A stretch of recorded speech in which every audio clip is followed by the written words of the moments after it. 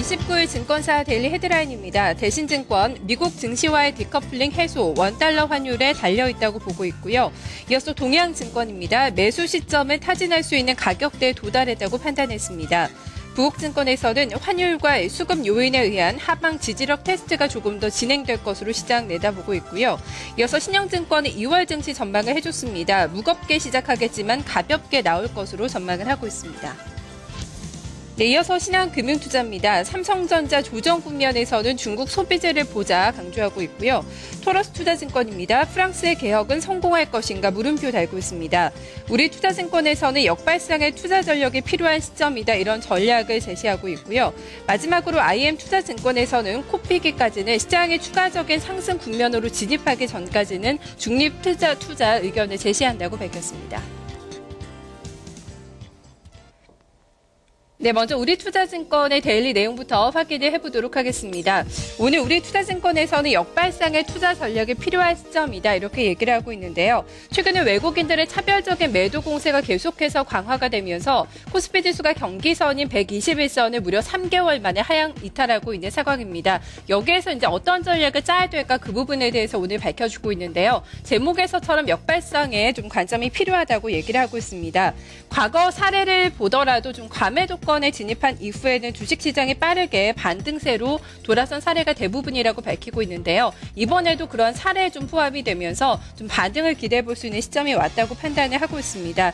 하지만 아직까지는 기술적으로만 보자 기술적인 반등을 염두에 두면서 트레이딩 전략이 필요하다고 밝혔습니다. 일단 좀 반등세로 시장이 돌아설 경우에 어떤 쪽으로 가야 되는지 그 부분도 함께 좀 조언해주고 있는데요. 대형주 그리고 수출주가 좀 단기적으로는 더 좋다고 밝혔습니다.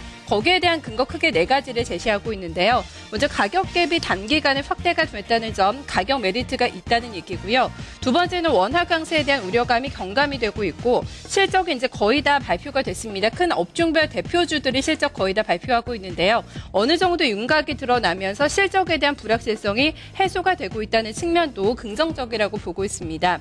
마지막으로 최근에 시장을 주도하고 있는 기관의 수급을 체크하고 있는데요. 이전에 비해서는 수출주에 대해서 기관의 저가 매수세가 유입되고 있다는 점도 긍정적으로 접근을 해야 되는 이유라고 밝히고 있습니다. 특히 G2 지역을 중심으로 해서 글로벌 경기 회복에 대한 기대감이 점차 상승을 하면서 수출주의 가격 메리트를 시장에서는 주목하게 될 것으로 판단하고 있습니다. 네, 이어서 신한금융투자의 리포트입니다. 삼성전자의 조정 국면에서는 중국 소비재를 바라보자 이렇게 얘기를 하고 있습니다. 최근에 삼성전자가 계속해서 하락 흐름을 나타내면서 어떤 쪽으로 가야 될지 상당히 좀 고민되는 부분이다 얘기하고 있는데요. 시장에서 대안은 역시나 있다고 봤습니다. 이 삼성전자 조정 국면에서는 중국 소비재주가 그 대체주 역할, 대안 역할을 해줄 것으로 예상을 하고 있는데요. 최근에 업종별 EPS 증가율을 보더라도 IT와 자동차 섹터는 확연하게 좀 둔화되는 움직임을 나타내고 있고 중국 관련주에 대한 기대감이 높아지고 있다는 점을 짚어내고 있습니다.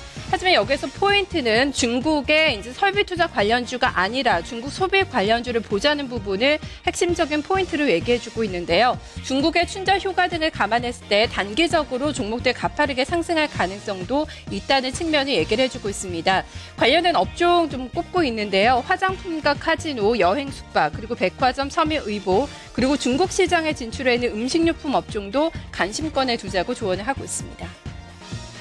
네, 마지막으로 한국투자증권의 리포트입니다. 애플과 삼성전자 이런 제목을 붙이고 있습니다. 오늘 삼성전자에 대한 코멘트가 좀 많이 나오고 있는데요.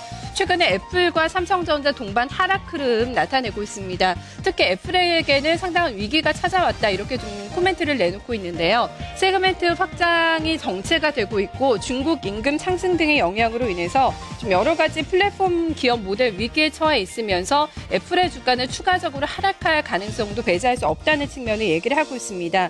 하지만 이런 애플의 고비가 삼성전자에게는 위기이자 기회가 될 수 있다고 판단하고 있는데요. 삼성전자 같은 경우에도 최근에 좀 주가가 많이 하락해 있는 상황입니다. 하지만 적어도 올해까지는 삼성전자에 대해서 긍정적인 모멘텀이 남아있다 이렇게 좀 판단하고 있는데요. 대중화 단계에서 소비자 욕구에 빠르게 적응할 수 있는 전략을 펴면서 글로벌 경제에서의 위치가 확고할 것이다, 흔들리지 않을 것이다 이렇게 전망을 해주고 있습니다. 그렇기 때문에 단기적으로도 중장기적으로도 삼성전자를 저가에 매수할 수 있는 찬스가 왔다는 판단을 내놓고 있습니다. 데일리 리포트 확인해봤습니다.